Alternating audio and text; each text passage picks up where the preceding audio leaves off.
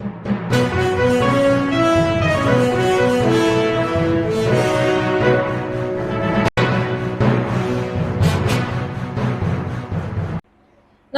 मैं हूं अनुष्का और आप देख रहे हैं अंबर टाइम्स। आइए रुक करते हैं खबरों की ओर। चोरी की वारदात को अंजाम देने वाला गिरोह पुलिस की गिरफ्त में आया है। इस गिरोह के 9 सदस्यीय पुलिस गिरफ्त में आए हैं। गिरफ्तार आरोपियों में एक महिला भी शामिल है, वहीं एक अन्य महिला फरार है। आरोपी गिरोह के पास से 3.5 लाख की नकदी व ज्वेलरी भी बरामद कर ली गई है।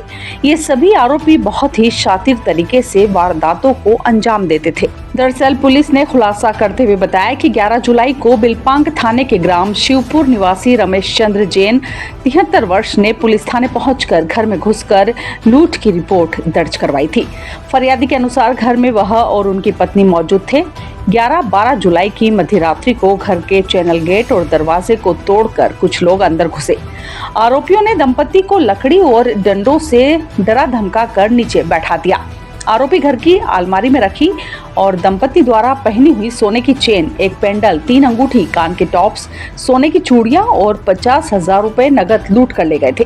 पुलिस ने प्रकरण दर्ज कर आरोपियों की तलाश शुरू की थी। वहीं दूसरी घटना की जानकारी देते हुए बताया कि आरोपियों ने शिवपुर के पूर्व 26 जून को सालाखेड़ी चौकी अंतर्गत हाईवे पर घूमने निकले एक दंपति के साथ भी लूट की वारदात को अंजाम दिया था।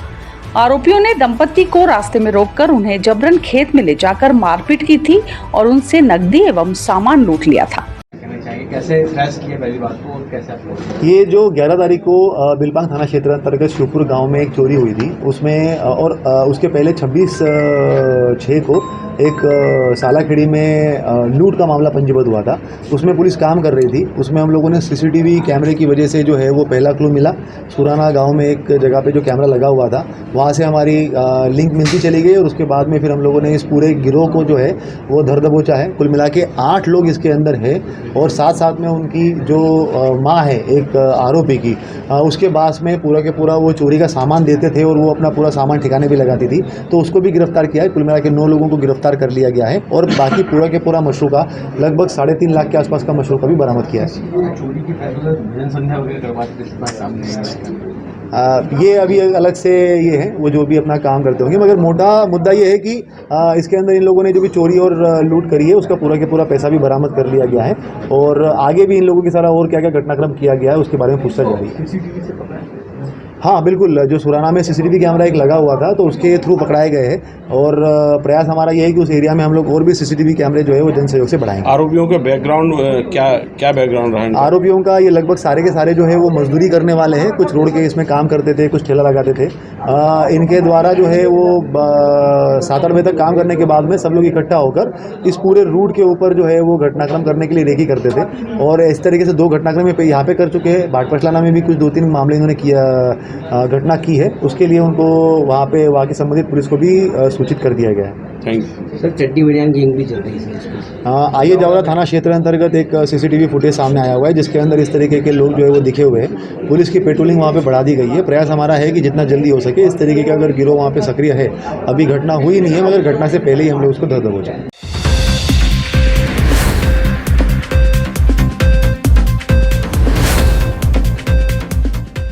वार्ड क्रमांक 23 स्थित तेजानगर में सालों से रहवासी नाले की समस्या से परेशान हैं। क्षेत्रीय पार्षद से लेकर सीएम हेल्पलाइन तक यहां के रहवासी शिकायत कर चुके हैं, लेकिन इनकी समस्या का आज तक निदान नहीं हो पाया है। वार्ड क्रमांक 23 तेजानगर ब्लॉक नंबर 2 के रहवासियों के घरों में गुरुवार शाम हुई तेज बारिश से नाले का पानी घुस गया। रहवासियों ने बताया इस नाले पर लोगों ने पक्का अतिक्रमण कर नाला बंद कर दिया, जिससे नाले का पानी हर बारिश में हमारे घरों में घुस जाता है। इस समस्या को लेकर तेजानगर के रहवासी एसडीएम अनिल भाना से मिले और अपनी समस्या बताई। अगली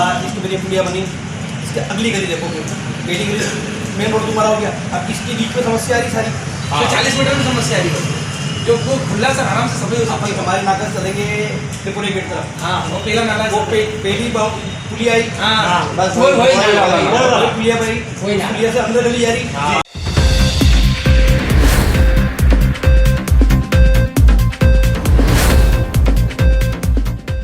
जावरा के सिविल हॉस्पिटल का आज बुधवार को नवागत एसडीएम त्रिलोचन गौड़ ने जायजा लिया। सर्वप्रथम अस्पताल परिसर के बाहर अव्यवस्थित पार्किंग को देखकर सुधार करने के निर्देश दिए। वहीं ओपीडी पहुंचे, जहां दवाई का स्टॉक देखा और सफाई व्यवस्था को देखकर नाराजगी जाहिर की और सुधार करने के निर्देश दिए।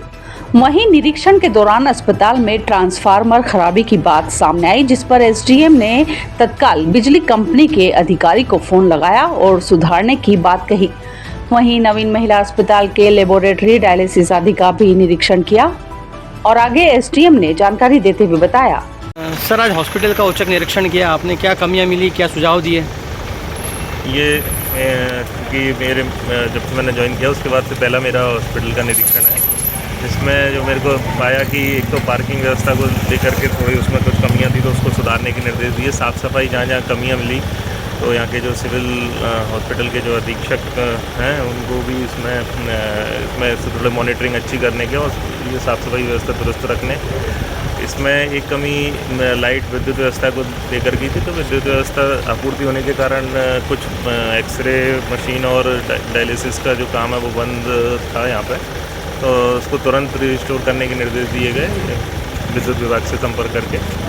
और कुछ जैसे इसके ऊपर वाला जो वार्ड है अपना MCH का मातृ शिशु वाला जो वो बंद है, उसमें बंद होने का कारण जाना कि क्यों आखिर बंद है, तो उसको जल्दी से जल्दी संचालन उसका हो सके, तो इसके संबंध में भी निर्देश दिए कि उसमें ऑक्सीजन फिटिंग और वो सब कार्य होना शेष है, तो वो सब के निर्देश दिए ताकि ये जो कमियां है आम जनता को इससे लाभ मिल सके और उनको जो सुविधा और जो वो हो रही है तो वो परेशानी ना होना पड़े। सर, एक संडे को एक मामला आया था, बोरा समाज के बीज व्यापारी की जो मौत हुई है, वो यहाँ पर आए थे दिखाने, तो उनकी समय पे ECG नहीं हो पाई, ECG मशीन ख़राब बताई गई, स्टाफ नहीं था, BP मशीन ख़राब बताई गई थी, तो उस बारे में जानकारी ली आपने?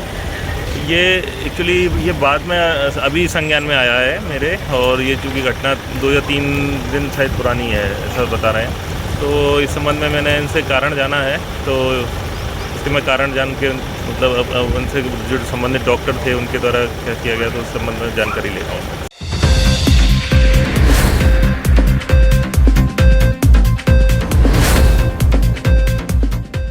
सावन की पहली बारिश ने निगम की पोल खोलकर रख दी। शहर में पहले कुछ चुनिंदा क्षेत्र हुआ करते थे जहां मानसून में जल भराव की स्थिति निर्मित होती थी, मगर शहर को जैसे जैसे विकास के पंख लगे यह स्थिति हर जगह बन चुकी है। कहीं सीवरेज का पानी घरों में घुस रहा है तो कहीं नालों का। विगत 4-5 वर्षों से अलकापुरी सी कॉलोनी में थोड़ी सी बारिश में घरों में पानी भरने की समस्या है, जिसका कारण है नाली की सफाई न होना और नाले का संकरा होना और नाले पर किए हुए अतिक्रमण, जिसकी वजह से हर साल अलकापुरी सी कॉलोनी में यह समस्या होती है।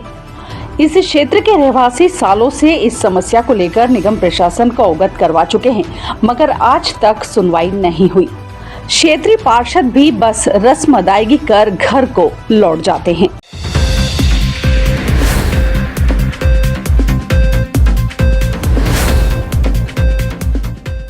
आलोट क्षेत्र में शिक्षकों की कमी होने के कारण कांग्रेस नेता करण सिंह राठौड़ छात्रों के साथ भूख हड़ताल पर बैठ गए। कराड़िया बस स्टैंड पर चल रहे छात्रों के धरना प्रदर्शन में माध्यमिक से लेकर हायर सेकेंडरी स्कूल के करीब 300 छात्र धरने पर बैठे हैं। सरपंच ने शिक्षक की कमी को लेकर तालाबंदी की थी। गांव खजूरी देवड़ा की सरपंच ईश्वर प्रेमलता परमार ने गांव खजूरी देवड़ा के हाई स्कूल में शिक्षक नहीं होने के कारण कुछ दिन पूर्व तालाबंदी का विरोध किया था। उन्होंने आरोप लगाया था वर्ष 2012 में शुरू हुए हाई स्कूल में परमानेंट तौर पर शिक्षकों की नियुक्ति नहीं हुई। इसके लिए उन्होंने शिक्षा विभाग को भी कई बार पत्र लिखे थे।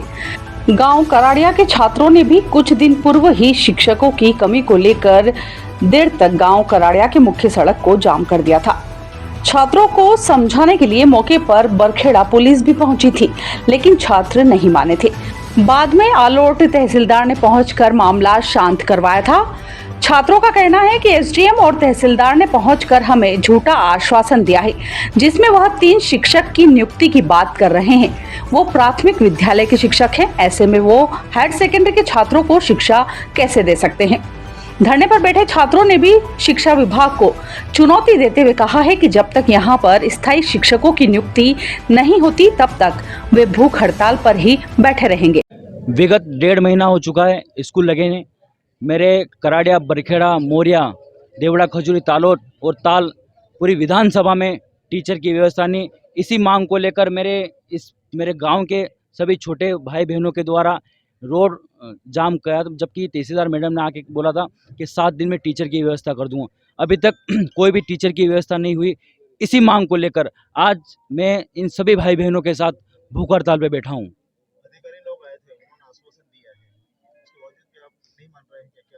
आदरणीय तहसीलदार मैडम पहले 2 घंटे पहले आए, उसके बाद आदरणीय एसडीएम महोदय पहुंचे। उन्होंने मुझे 3 टीचरों के आदेश दिए कराड़े के लिए। वो आदेश कैसे दिए? सिर्फ एक लॉलीपॉप दे रहे हैं। एक सोमचड़ी जो हमारा पास का गांव है, वहाँ के टीचर को कराड़ा में ऐड कर रहे हैं। भैया वो भी तो हमारा गांव है। उससे पहले भी एक जमुनिया का जो टीचर था उसको कराड़ा में ऐड करा, जबकि प्राथमिक का, तो हायर सेकेंडरी वाले बच्चों को कैसे पढ़ाएंगे? इसी मांग को लेकर मैंने एसडीएम और तहसीलदार महोदय को बोल दिया है कि आप जब तक हर स्कूल में टीचर नहीं पहुंचेंगे तब तक भूख हड़ताल करूंगा। वो स्वयं जवाबदारी शासन और प्रशासन की रहेगी। पूरे मध्य प्रदेश में टीचरों की कमी है। जी ऐसे स्थिति में आपके गांव में भी कमी है, जी। लेकिन सरकार भर्ती नहीं कर पा रही है। क्या कहना चाहेंगे आप? सरकार की ये नाकामी है। ये जैसे कि जो अच्छे जो सक्षम लोग रहते हैं वो प्राइवेट स्कूल में भेज देते, और हम गरीब परिवार के जो भाई बहन हैं, जो हमारे पास पैसे नहीं, हमको तो सरकारी स्कूल में जाना चाहिए। आदरणीय मुख्यमंत्री जी से निवेदन करना चाहता हूँ कि इन गरीब भाई और बहनों की तरफ देखें, हम गरीबों की तरफ देखें, और हमारी जो जायज़ मांग है, हम टीचर की मांग कर रहे हैं साहब, इससे ज़्यादा हम कुछ नहीं कर रहे हैं। हमारे टीचर आ जाएंगे, हम पढ़ना चाहते हैं, ये बच्चे पढ़ना चाहते हैं। इसी मांग को लेकर मैं भूख हड़ताल पे बैठा हूँ।